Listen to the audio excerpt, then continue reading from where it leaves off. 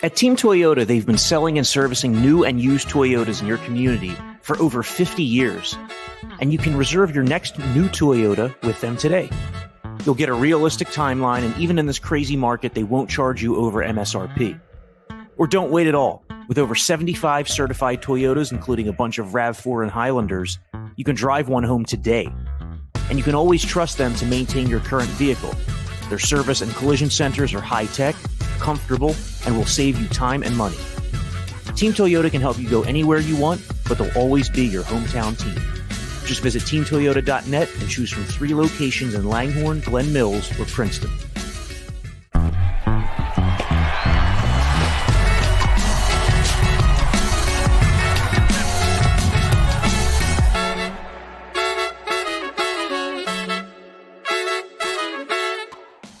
Hello and welcome to the Phillies Talk podcast presented by Team Toyota. Corey Simon and Jim Salisbury here with you as always. Sitting here on a Monday morning after the Phillies finished off the season series against the Mets in a fitting fashion, I guess. Dropping Sunday's game, a heartbreaker, blowing several leads. Phillies ended up losing 3 of 4 to the Mets, went 5-14 in the season series this year. And as you pointed out last week, Jim, they did not win any of those series. This weekend was the best opportunity, not facing DeGrom or Scherzer, but the Phils just weren't able to get it done. The Mets have been the superior team this season, and they've just made more winning plays late in games than the Phillies have. That's a great way to put it. Superior team, and they make more winning plays. All season long, I have watched that Mets team, as good teams will do, capitalize on every mistake that the Phillies make. I mean, you make a mistake, all of a sudden they turn into flesh-eating piranhas, and they just, go after the Phillies, and they make them pay for it. They're a really good team. They are, to me, a reflection of their manager. He has brought urgency and intensity without wearing people out, without making people tight, and they go out and they perform in big situations. You look at Mark Canha yesterday with those 2 home runs, big situations. The Mets are better, and the Phillies just have to deal with that. It shows in the standings. It shows in the record. Doesn't mean the Phillies are a bad team. Still think the Phillies are a pretty good team. Could make the playoffs. Mets are just a superior team. Deeper rotation, dominant closer, deeper lineup, studs in the lineup, and two of the more underrated players in baseball, Jeff McNeil and Brandon Nimmo. And I know McNeil made the All-Star team. I still think he's underrated. He's, he hits well into, way over 300. They're both on base all the time. They both make tremendous defensive plays when you need them. They get on base. They grind pitches. I mean, how many pitches did McNeil see over the weekend? And then he, big hit to start that rally in the 9th on Sunday. They are just, 2 tremendous baseball players. I know McNeil gets under people's skin. He's not real well liked around the league. So what? What a competitor. What a baseball player. Same for Brandon Nimmo.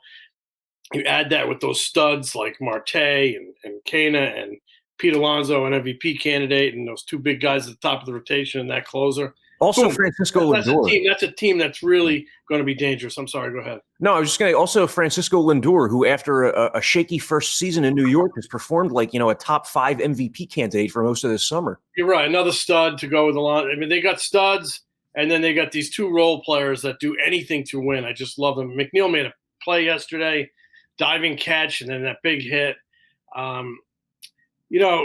The Phillies could really use a couple players like that, but the Mets have them, and that's why the Mets are going to be a really dangerous team. And they seem like they're a club on a mission. It was a great, fun series. The games were long, and some of them were kind of torture. It's 4 hours and 26 minutes on Sunday. That's just ridiculous. But I mean, the crowds were great. There were 155,000 people for 4 games, and they were loud and they were going at it. It was a fun atmosphere. But the Mets, they do something that the Phillies, if you look at some of their offensive numbers, they're kind of similar in a lot of categories. But the Mets, the Phillies are so home run reliant, and the Mets, when they're not hitting home runs, and they know how to manufacture runs. They can still score runs. A lot of it has to do with Nimmo and McNeil, those type of players. Where the Phillies just did not hitting home runs, and we've seen it, over the last 10 days. They have a lot of trouble scoring runs when they don't hit home runs. Yesterday they got they got three of them, three big ones, and they scored a bunch of runs, and they couldn't make it hold up. It felt like 2020 and 21 again. They played poorly on defense. They made two errors. They had other misplays. They blew three leads, and they blew two saves. So it felt like 2020 and 2021 all over again. The good news is, the Mets are just better than you. Get them out of here. You don't see them again for the rest of the regular season. And the schedule really softens up with teams you've had success against. Cincinnati, Pittsburgh, Arizona. You're going to have a bunch still left against Washington. You need to go to town on those guys. You need to prove that you have a Mets problem and not a big problem. So you get rid of the Mets problem, go out there and win some games, and see what happens. Well, the weekend could have played out differently. Certainly Sunday could have changed if the Phillies had a full complement of relievers in their bullpen. But right now, Seranthony Dominguez is out. Corey Knebel's out for the season. So David Robertson had to come in Sunday after throwing 36 pitches the day before. He blows his first save as a Philly in this stint. He had pitched 8 straight scoreless innings since joining the Phillies. But right now, with Dominguez out, with Knebel out for the season, the Phillies are kind of forced into using Robertson in that closer's role. And now it kind of locks other guys into spots like in setup roles. And this wasn't necessarily what they built when they added Robertson. They thought they were adding him to an already strong and deep bullpen. Now he's almost like a necessity. You think about a night like tonight, he's probably unavailable. The Phillies are probably hoping that they have a big lead. They need it because I'm sure he's unavailable after throwing 36 and then 21. And, Gibson's got to give them more length yesterday. He hits, he didn't have command. He couldn't pitch deep into the game. All of a sudden, Alvarado's in the middle innings. You're down Seranthony, and who knows how long that's going to be. They hope it's only 15 days, but we'll find out. You're down a late game difference-making arm, probably your best one. Guy, this team surged into contention on the backs of Kyle Schwarber, Rhys Hoskins, the starting rotation, and the bullpen since June 1. The bullpen is very good. And you're taking out a guy who's been one of the key guys in the bullpen's rise since June 1, Seranthony Dominguez. So now everybody has to slot into a little different role. You're one short down there. And it showed yesterday. They had to go to David Robertson on the day they didn't want to go to him. Hats off to Robertson for raising his hand and saying, I got this. Turns out he didn't have it. He's human. He threw a pitch to up and into Cana. It was funny. I watched that pitch. I watched Brogdon throw the identical pitch to Cana in the 7th inning, and he muscled it out of the ballpark for a 3-run home run. Now in the 9th inning, Robertson throws him the exact same pitch, up and in, pulls the hands and drives it out of the ballpark. He was trying to go down and away with it, missed the spot badly. Cana's on a good roll. That's a hot team. That's a team that just loves to beat the Phillies and has so much confidence against the Phillies. It has a lot of confidence against everybody. They got 79 wins, but they almost were not going to be denied. Cana was not going to be denied. He told some of the New York writers after the game that he saw it jumped out at him the way Segura celebrated that home run, the go-ahead home run in the bottom of the 8th, dancing around the bases. And he kind of told the New York writers that it stuck out in his mind and he hoped he got another chance. And he got a chance, and he drove it out of the ballpark, essentially winning the game for the Mets. And that bat flip was impressive, and that was answering back at Gene Segura. I don't have a problem with that. I love emotion. It made for a really great story. And but yeah, David Robertson. All of a sudden, they acquired. So Seranthony hasn't really pitched a full season in his career. He had Tommy John surgery in 2020. He's been, an arduous rehab. This is his first real season back. And he's been dazzling, but all along in the back of their mind, they're like, we got to be careful with this guy. Girardi said it. Thompson has said it. Front office has said it. So in action, they had to be careful. They knew they had to be careful with him. They went out and acquired Robertson as a compliment to Seranthony, as another good arm and experience at the back of the bullpen. But a big part of that was they wanted to be able to give Seranthony a break now and then. And now it looks like a really smart acquisition because David Robertson, though they have 3 guys down there who have closed major league games, Hand, Robertson, and Alvarado. I think Robertson's probably going to emerge as getting a lot of those chances. It didn't happen yesterday. Um, maybe it'll happen next time. But I agree with you. I don't see him being available on Monday night. He might even need, might behoove them to, give him a couple days. So the offense needs to go out and score some runs against a team they should score runs against, and the starting rotation needs to give them innings. So it was, this is to me, it's a bit of a gut check this week because, yeah, they've feasted on a lot of bad teams. Yeah, they're 61-41 against everybody but the Mets. But I mean, you're getting into 6 weeks left here. You just lost a game in the wild card standings. You need to turn it around on a dime, and turn it around quick. And I'd be curious to see how they respond tonight.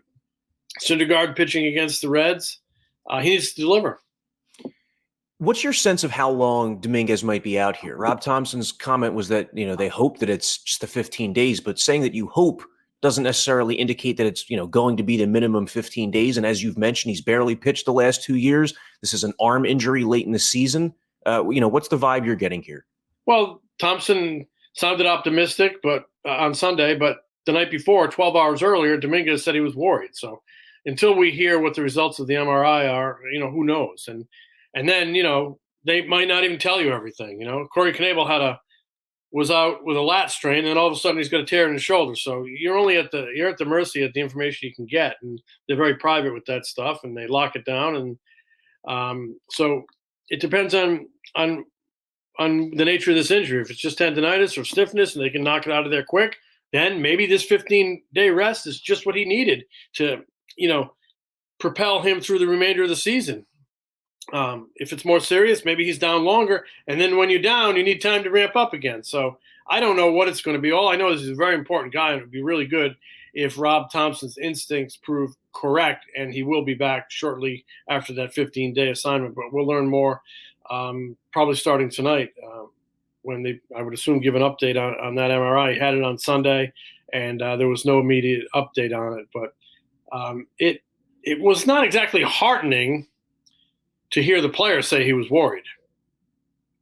Well, someone who is getting closer to returning is Bryce Harper, who, they might be, less than 2 weeks away here. And You wrote that Harper is likely to begin a rehab assignment this week at Lehigh Valley. How soon could that happen? Is it just a matter of days now? He's going to hit on the field today at Citizens Bank Park, and then see how he feels maybe later tonight or tomorrow morning and make a decision. It's all about how he feels. I mean, he's ready to go see live pitching and competitive pitching, but I should say ready health-wise. He's healed. Does he feel like his timing's good? His eyes are good? Does he feel like his body's good? And then he'll go. Thompson said it'd probably be Lehigh Valley, and they start a homestand on Tuesday night. So it could be as early as Tuesday night. If he has a big workout today at Citizens Bank Park and feels he needs a recovery day on Tuesday, it might be Wednesday. So I would say Tuesday or Wednesday. Last week, Thompson used the 24th as a target date. That's Wednesday. But there's always room to adjust by a day. So Harper said midweek. So I would be on the lookout for Tuesday or Wednesday. And, he'll DH up there. I don't know how the schedule will be. Maybe, 2 days on, 1 day off, 2 days on, 1 day off. But something like that. I would assume there'll be some days off in there because Harper said when he comes back to the big leagues, he doesn't want to take any days off. He wants to step in that lineup, stay in that lineup, and produce. So I would look at sometime next week, the final week of August into the first week of September. Maybe the most seamless way to do this is bring him back for that series opener on Friday night, September 2 in San Francisco, because that would allow him to get at bats at AAA, to get a day off here and there to recover. And also that would come after the September 1 date for roster expansion. Rosters go from 26 to 28. So you would not have to lop off a player to activate Bryce Harper. But then again, it's Bryce Harper. And that's, MVP bat. If he's ready before that, maybe they do lop off a guy. So, but all along September 1 has been that target. They don't play September 1. So I would kind of look for that first game in San Francisco on September 2. And that, gives you 5 weeks left of the season. And, make a charge with your MVP back. Well, Jim, one of the disappointing things about Sunday, the way it finished, is that, it went by the wayside that Alec Bohm had this career day offensively. 2 homers, drove in 6 runs. And, man, this guy's been on a tear lately. It's not just a short hot streak either. If you go back over his last 52 games and 217 plate appearances, Bohm is at 325. And, it stood out for a couple months now just how much more personality he has. Like when they show a shot of the Phillies dugout, he's up there on the top steps celebrating and cheering his teammates on. You can tell that he's playing with so much more confidence right now, both offensively and defensively. We're kind of just watching a guy settle into his big league career.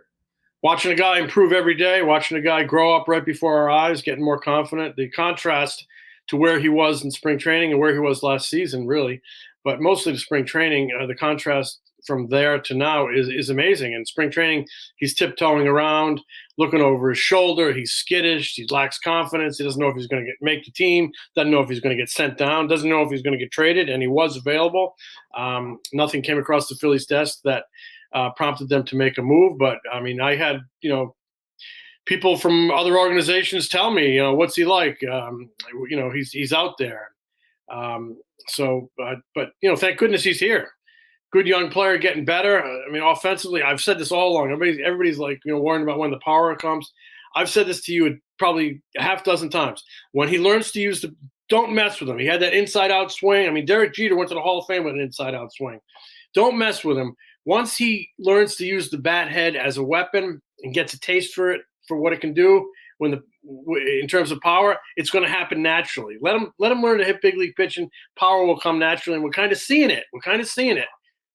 Defense is much improved, for mostly because he's confident fielding the ball. Now, I will say this: he has not had the perfect homestand in the field.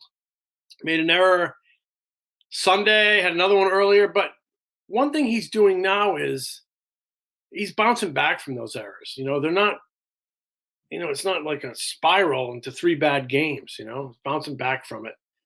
And it's not carrying over to the plate. And what you're saying about developing personality, showing emotion, it all comes, Bob McClure was a really good pitching coach, smart man. I used to talk about this all the time with him. And he used to say, frame it around what a tough game this is and what a tough game these guys play.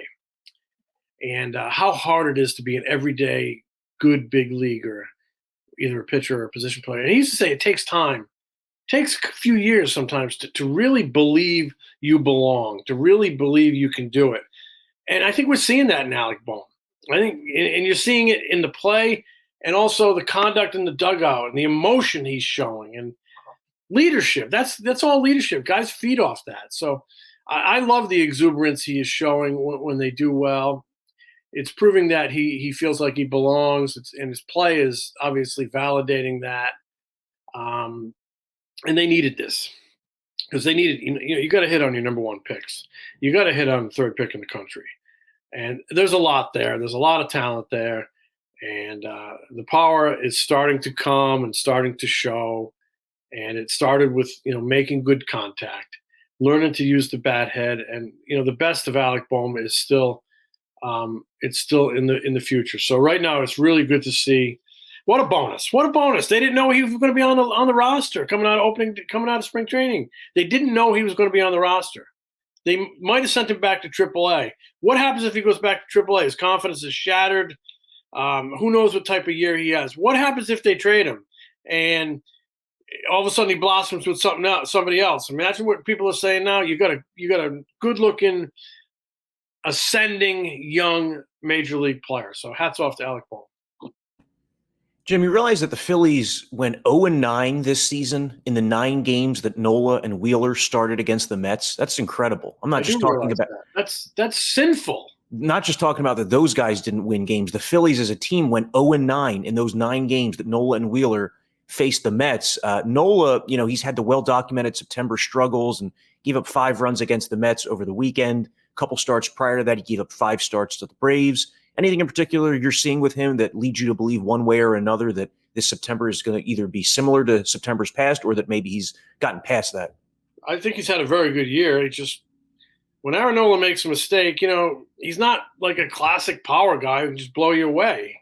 He's got to pitch, and when he makes a mistake, team goes to town on it. And like I said earlier, the Mets, when the Phillies make a mistake against the Mets with a pitch on defense, the Mets just tear them apart. They rip them apart. And the Mets do that to Nola, and they did it to him a couple more big 2-strike hits the other night. So anything that leads me to believe that this year will be different, I don't know. He's had a good season. He's had a lot of good ball games. He just needs to put a few of them together. But I don't think he'd be human if his September struggles didn't weigh on his mind a little bit. But in a lot of ways, and I know the Phillies are coming off a bad weekend, but there's been a new vibe around this team. I credit a lot of that to Kyle Schwarber. They're having a good season. There's been a lot of real high points.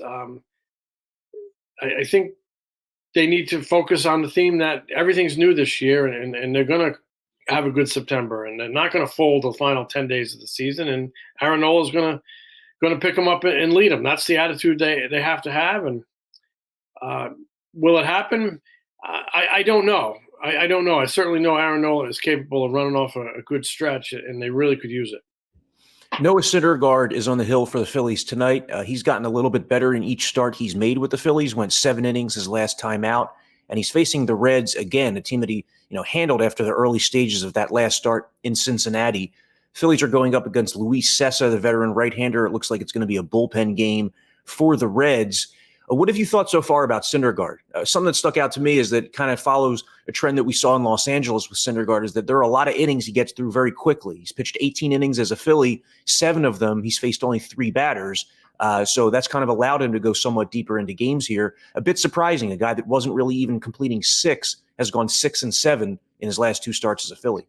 Yeah, and he comes in with extra rest, even more than just a day. I think it's 2 extra days of rest. And they need him to go deep. They really leaned on that bullpen over the weekend because of the doubleheader, because of yesterday. And you down Seranthony. So you need him to go deep, build on that good start in Cincinnati. Sometimes it's tough facing a team 2 in a row, but if it just comes down to executing pitches. You can put on a bunt play and the whole ballpark can know it's coming. But if the bunt player is executed right and the defense is not executed, then the bunt play is going to work. So, you can face a familiar opponent, and if you execute pitches, you'll beat them. And they need a good one from him tonight. What stood out for me after 3 starts is they're 3-0. I mean, they're 3-0. They've won all 3 of his starts, and that's where Joe Blanton was such a difference maker in 08. That's where Pedro was such a difference maker in 09. I think the Phillies were like 12-4, and I'd have to look it up, but they had a very good record in Blanton starts team-wise. They had a very good record in Pedro starts, maybe like 8-2 in Pedro starts record-wise. So that keep them in the ball game, play good defense, get a big hit, win the game. Everything starts with starting pitching, and they got to keep them in the ball game. Don't give away runs. You gave away a couple runs behind Gibson on Sunday. You can't do that. And you also can't take a big, deep breath and say, oh, thank God the Mets are gone. We got to clean up. It's cleanup time on the schedule. No, you got to attack the Reds. You got to attack them. Early runs and then keep tagging on. There's no Joey Votto. They lost him. He hadn't been having a good season. We kind of know why now. He's got that bad shoulder. I think he had surgery. So it's what is it? Is it 4 games? Yeah, it's 4 with the Reds, 3 with the Pirates, all at home this week. Big homestand. 11-game big homestand, and you gotta put some W's up there because, you lost the game in the wild card standings to the Padres, so you're a half game behind them, and the Brewers have had trouble scoring runs, but they won yesterday. They're only a game and a half back. Can't let them hang around. This thing is far from over. Well, the Phillies can't look past these teams, but the reality is that they have 22 in a row now against teams below 500. Starts this week with the Reds and Pirates, and then continues next week on the road when the Phils head out west to face the Diamondbacks and then the Giants. Thanks a lot for listening to this Phillies Talk podcast. Wish it was a different kind of news after that final series against the Mets, but as Jim said, they won't see the Mets again the rest of this regular season, and if they do face them again, it means that they're probably pretty deep into October. Thanks for listening to the podcast. Catch you later in the week.